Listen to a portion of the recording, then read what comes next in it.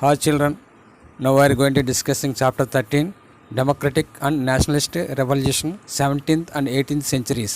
This lesson we will discuss about the Glorious Revolution, also called Bloodless Revolution, and the French Revolution and American Revolution, and women's role in French Revolution. England, like any other countries of Europe, was ruled by the kings and queens at the beginning of 17th century. All the regions, Britain including England, Wales, Scotland and Ireland, had been united by the Tudors dynasty kings. The Tudors not accepting the authority of the Pope, who was the head of the Roman Catholic Church. This was in a sense of beginning of British nationalism. The idea that the British were a distinct people who should have autonomous of the Pope and Roman Catholic Church. A conflict, that means the disputes, emerged between the parliament and the king, who had the supreme power in the kingdom. Landowners and merchants elected representatives members of the parliament. There was always fighting between the kings and parliament. If the king want to raise the tax in the England and levy the any tax, he must get permission from the parliament. Sometimes parliament didn't give permission to raise the tax. This leads to conflict between the king and parliament. This conflict paved the way for a democratic government in Britain. Some years Britain ruled by the king without parliament. Some years England ruled by the parliament without king. In 1603, James I of Stuart dynasty became the king of England. He disputed the power of parliament to question him. He believed that the absolute power of the king were given by the God. That means kings ruled by the divine right. He telling to people the God given to power to rule the country. Therefore, they should not be controlled by the parliament. He was succeeded by the Charles I, who dissolved the parliament. Dissolved means ban, and ruled for 11 years without parliament. It was called personal rule of Charles I. In 1640, he was forced to convince the parliament for giving special grant as he needed money to fight some wars. This parliament, which continued from 1640 to 1660, this is called Long Parliament.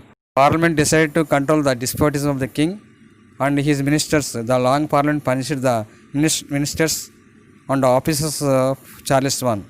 It abolished the special court created by the king. The parliament tried to arrest his opponents. A civil war started between the parliamentary party and king's party. Civil war means internal war in a country. Ultimately, Charles I was defeated and executed in 1649, and England became a republic. In 1688, the William Orange and his wife Mary, granddaughter of the Charles I, were invited by the parliament to occupy the throne of England. According to new arrangements, ministers must responsible to the parliament, and the powers of the king were restricted. The parliament is the supreme power in England. Now the powers of the king was not a divine right, but it was conferred by the parliament. The supreme power was transferred to the parliament. All this took place without shedding a drop of blood or firing a single shot. This transformation therefore is known as the Glorious Revolution or Bloodless Revolution. The common people of England began to agitate for right to vote. In 1832, the voting right were extended to more people. Right to vote was gradually extended to different sections of the population and eventually to all adults by 1928. Parliamentary form of government in England developed in various stages. Now we are going to discussing about the American independence. At the time, 13 colonies of America under the control of England. England had developed colonies on the eastern coast of America. 13 states colonies had been established there. Most of them were occupied by the people from England who had settled in America to cultivate the land, run small workshops and conduct trade. The English Parliament assumed powers to make a law for the American states, but the people of those states did not have vote for the Parliament. The Parliament always passed the laws the favor of English, not favor of colony people. The American colonies therefore raised the slogan, "No tax without representation." In 1774, representatives from all colonies except Georgia met in protest at Congress at Philadelphia. They requested King George III to restore to the colonies their powers. The king didn't accept that to suppress the colonies led to army clashes between the British and American soldiers. They appealed to the king not to impose taxes without their consent. Ultimately, the Americans finally won the war in October 1781 with the military assistance of France. The Declaration of Independence was adopted in 4th July 1774 during the Third Congress at Philadelphia. Thomas Jefferson was the author of the declaration. The American War of Independence came to an end with the signing of Treaty of Paris, which was held 1783. By this treaty, the Britain recognized the independence of its 13 colonies. It declared that all men are created equal. 1789, the national government of the United States of America adopted a republic constitution.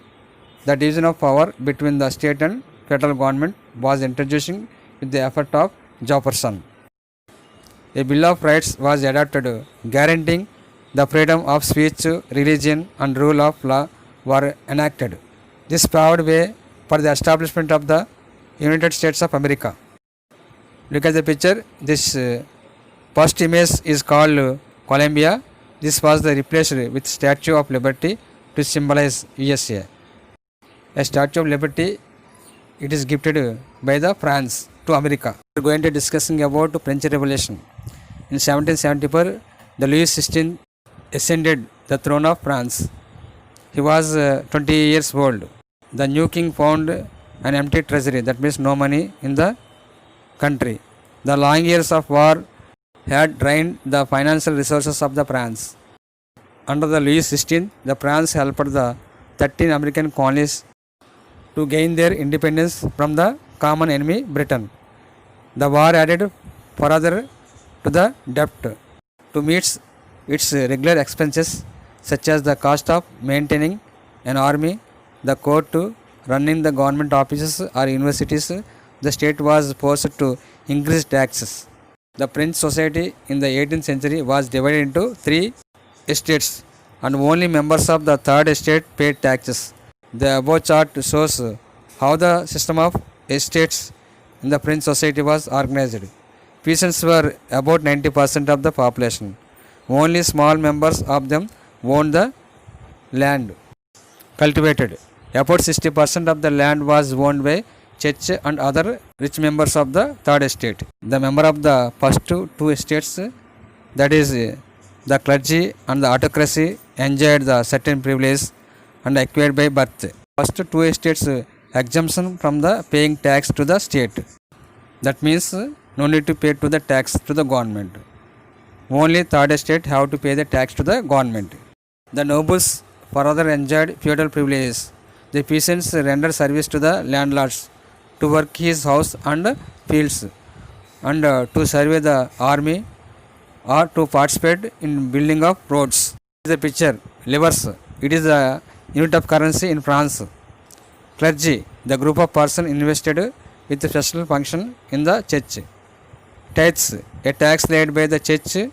Tail, tax to be paid directly to the state. Nobles, rich landlords, king members. The third estate had to pay taxes to the state and a number of indirect taxes which was levied on articles of everyday consumption like salt or tobacco. This was the burden for third estate people. We are going to discussing about middle class. In the past, peasants and workers had participated in revolt against the increasing tax and food security. But in 19th century, witnessed the emergence of new social groups collectively termed as the middle class.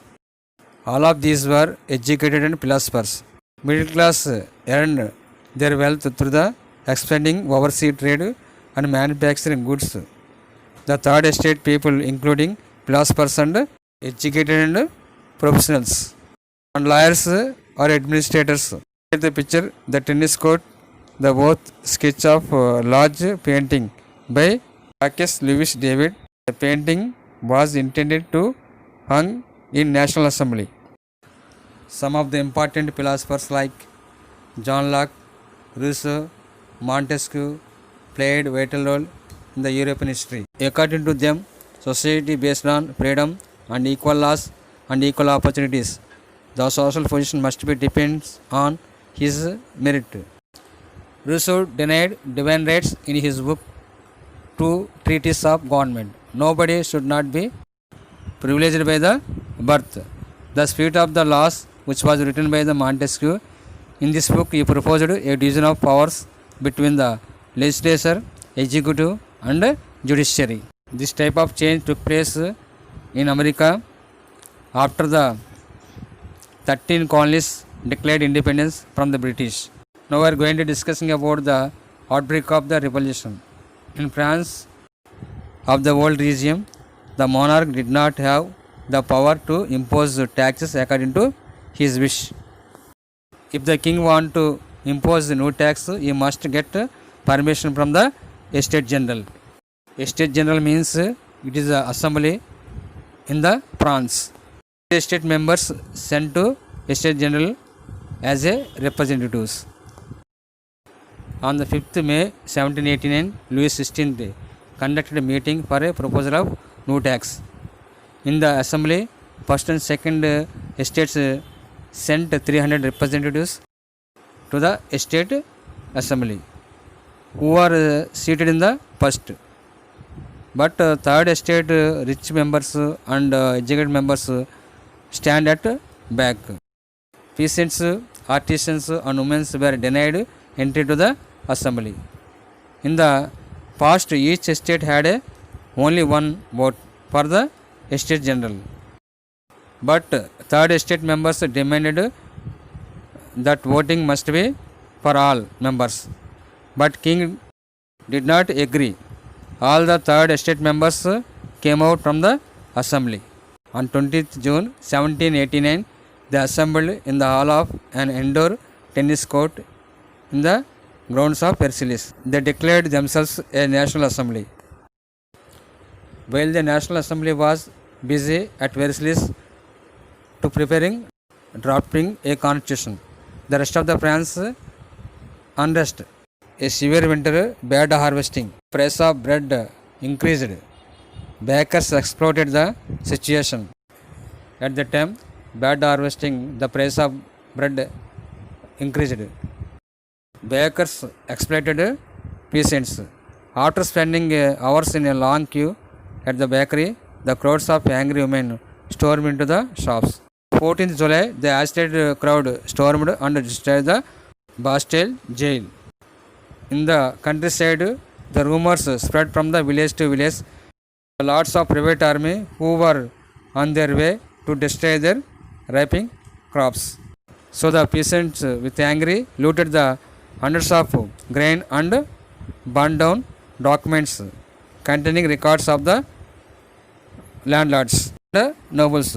A large number of nobles fled from their homes, many of them migrating to neighboring countries.